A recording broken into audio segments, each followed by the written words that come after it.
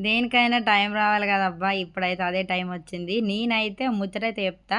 First అయితే వీళ్ళైతే చాలా సంవత్సరాల తర్వాత కలిసి మీటింగ్ అయితే పెట్టారనమాట. వీళ్ళెవరో చాలామందికి తెలుసు నా ఛానల్ ఫాలో అయ్యే వాళ్ళకైతే. మా అమ్మ, మా అత్తమ్మ. ఇక్కడొచ్చేసి మా బాపు, అక్కడ మా మామయ్య అనమాట. వీళ్ళు చాలా సంవత్సరాల తర్వాత ఒకే చోట కూసోవడం అనేది అంటే ఇంత టైం వాళ్ళకెప్పుడు దొరకలే, సందర్భం గూడా రాలేదనమాట. ప్రెజెంట్ వీళ్ళేం జేస్తుర్రంటే ఫస్ట్ ముచ్చట చెప్తా ఏం చేస్తుర్రు అనే దానికంటే.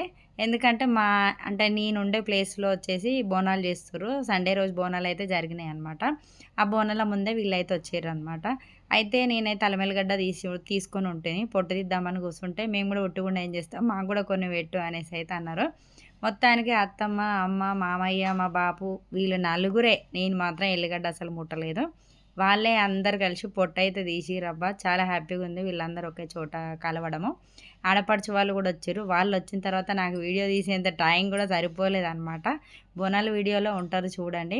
చూసారు గదా! చాలా హ్యాపీగా అనిపిచ్చింది నాకైతే. మీకెలా అనిపిచ్చింది?